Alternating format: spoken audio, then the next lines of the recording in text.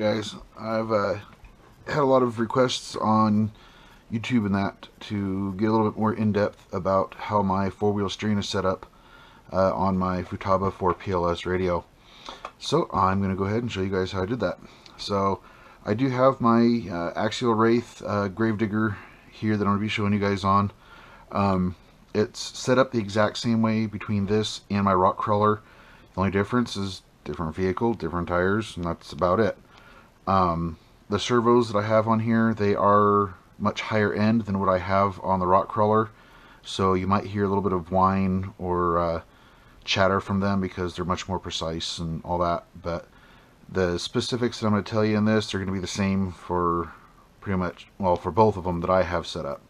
Other people have them set up differently, but that's how they did it. So first thing I'm going to do is, as you can see here, this one is not plugged in, and that is because I'm running a BEC. It's kind of hard to see, but there's a blue thing right down in here, and that is a Castle Creations BEC battery eliminator circuit. And what that does is that pulls a minute amount of power off the battery and basically acts like kind of like a little capacitor, so that when the servos are needing a sudden burst of energy, it'll pull it from that BEC instead of trying to pull it from the ESC and the receiver and possibly causing brownouts. I do not have a BEC on my rock crawler, mainly because it's running the lower, cheaper servos and it's running smaller tires, and honestly I haven't had any issues with it either. On this, when I put the tires on here, I was starting to run into that issue, and then it was just amplified when I got the higher end servos for it. And so since I put that BEC in here, it's ran beautifully. But that's a little bit another story. So here's this.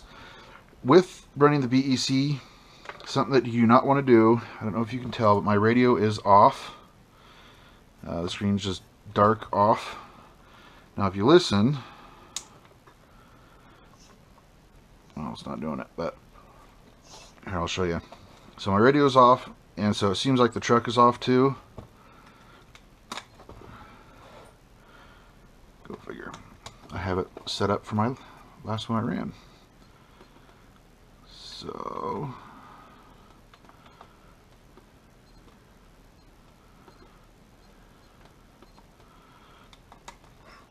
okay. And see, now it jumped, now it's going.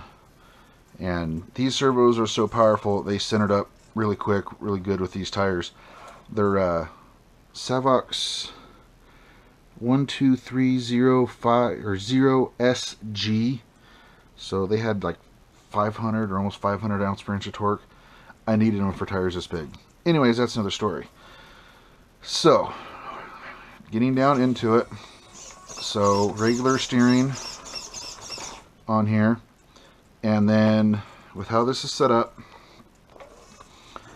if I press the thumb button down here, I can press and hold it, it'll link so that the steering is linked together on it. So if I want to make a sharper U-turn, I want to do cyclone donuts or something like that, I can hit that just real quick and I'm able to do that. Now keep in mind, I have not turned this on, okay? No trigger, no nothing. And that's in part because the BEC. So I'm going to be showing you all this without it being turned on, but the same is going to apply as when it's turned on. And then this switch up here does manual. So if I want to be able to crab walk, I can set it up and I can do it that way. So, in here, in my settings, there's actually a setting, hopefully you can see it here, called 4WS. It's specifically for four-wheel steering. And you can change what type, whether it's inactive. It'll do 3 different types of steering, so where they both turn opposite of each other, normal steering, and then they'll turn so you can crab walk, or you can do it so that you can control the rear independently also. So but I have it set so that it'll do all 4 of them in here. The steering rate is 100%, and that's just to make sure that I'm going to get the maximum amount of steering throw that it will do out of it. I honestly, the MXMD, hopefully you can kind of read that, is a mixed mode.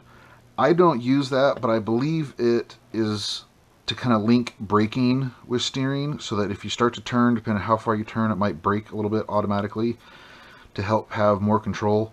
I don't race this thing. I don't race the rock crawler, so I've never bothered to mess with that.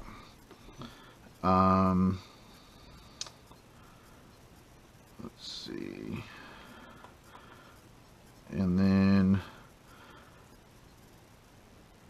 there was something else, I can't remember. To adjust the endpoints, because one of the things you have to be careful of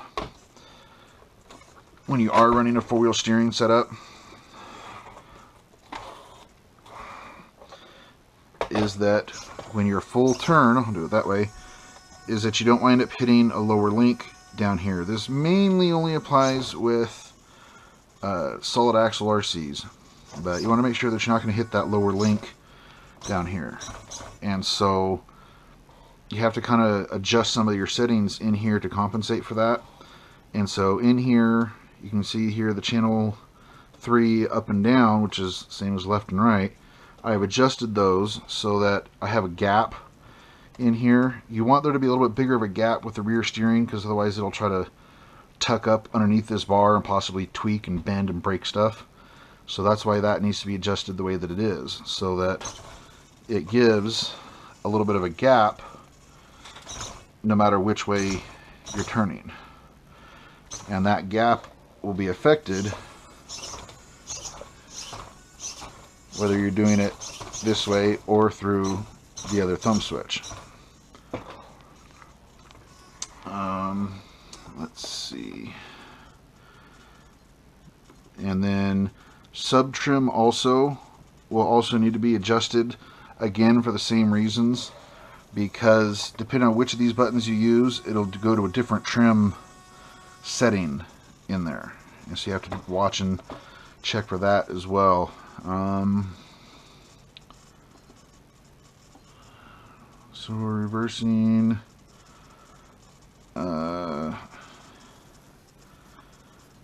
And I mean, really the biggest thing is just to kind of play with it a little bit.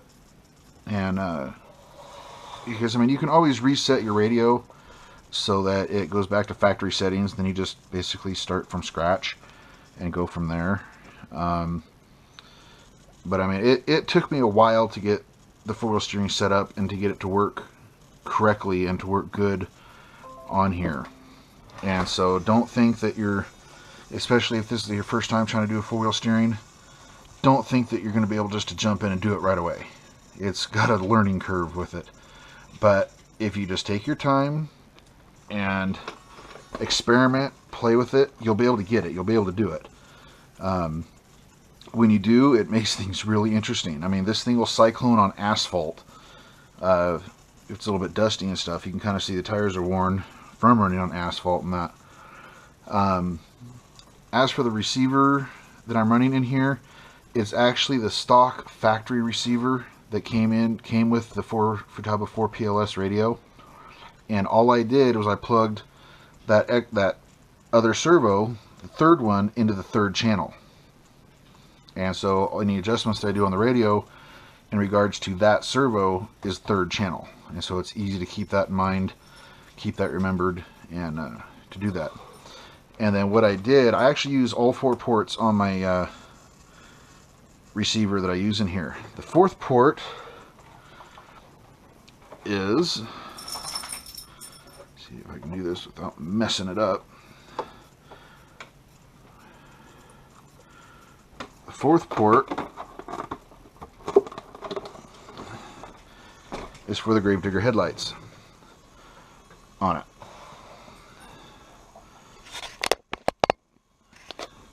So, because those don't pull a whole lot of power. These were the lights that were used when it was a Wraith.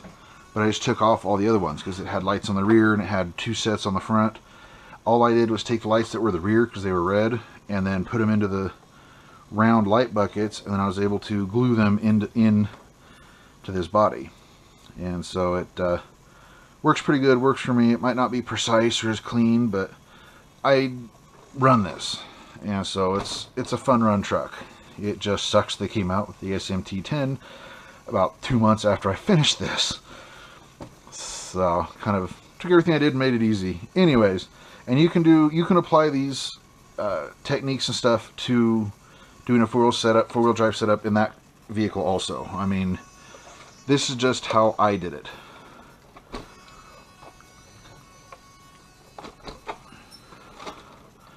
Okay, now the truck is actually on. And one of the things that I did with this was I set it up so that it's more of a rock crawling type mode without the drag brake. And that's so that I can give it throttle, and then I don't really have to stop. I can go right into doing brake and reverse, so that if I'm doing stunts and stuff, I can possibly save myself more. I haven't played with it a whole lot, but I'm hoping that would work pretty good. But anyways, hopefully this was a good in-depth look, and hopefully answered some of your questions about how to do the four-wheel steering, or at least how I do it. And keeps me entertained, keeps it fun, and I don't know, sometimes that whining is annoying.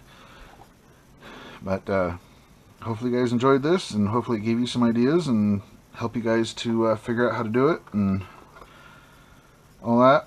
One last thing, one of the things you have to be careful of is your battery falling out. Okay, one of the other things you have to keep in mind when you're doing four-wheel steering is the C-hubs, and I forget the specific name for them, but it's the part that attaches the C-hub to the part that's actually on the axle. Is you have to watch out for the angle on that. I forget what it's called, but because it's a rear steering, you have to try to get it so that it's adjusted to kind of how the front steering would be set up, because the front steering is at an angle so that it's kind of tilted backwards a little bit, and you want to try to get that similar to on the rear, so that it helps with the tires to kind of realign back to center after you've let off and you've gone back to neutral position. It helps to keep the wheels centered as you're going, just to make things a little bit easier. And then the other thing is also the links that you have. You can use the stock factory links, that's fine. There shouldn't be any issues with it, but I'm running aftermarket metal ones, so it's a little bit stronger, and I've liked them. They've done good. I haven't had any complaints. I had to kind of put little tiny washers in here to get them to adjust to the right track so that my toe was correct. But anyways, yeah, that's the main thing. With running servos that are this powerful, I'm not running any servo savers on it, but this front one is just a plastic one, and so that kind of gives me a weak point, so that if something happens, something's going to break, it's hopefully going to be that. It's not going to be my expensive servo or my metal links. I have metal C-hubs in here. You can kind of see the green C-hubs down in there. So hopefully with any luck, if anything does break, it's going to be that piece there, so it'll be cheap and easy to fix. On the rear, to make sure that I was keeping more precision, because if the rear gets out of alignment, it can get really squirrely, really weird. The back end can start to wag really bad, and you don't want that. So I'm running an aluminum servo arm on here, but I'm still running the plastic C-hubs inside here, or the plastic those things down in there.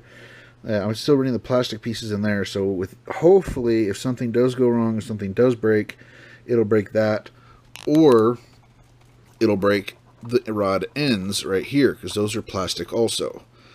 And one of the things that I tell people is you want to incorporate a weak point into it somewhere of a part that's cheap.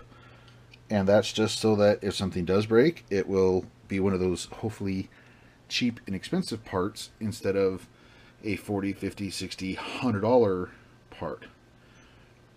So, because like I have hardened gears in both front and rear differentials and in the transmission, hardened steel gears, but I'm still running a plastic spur gear underneath here. And so that, again, is giving me a weak point in there. I'm running the plastic stock axles. But what I did is I took a wooden dowel that's just the right size, and I put it inside so I don't have to worry about the twist, the torque twist that the motor can put out. Because I'm running a Traxxas Titan 21, so it has more torque than what the stock motor would. So, anyways, these have been some tips and tricks and more in depth of how I have my steering and that set up. So hopefully it's helped you guys, and hopefully you guys will give me a thumbs up and like this and keep watching for more. So until then, we'll see you next time. Bye.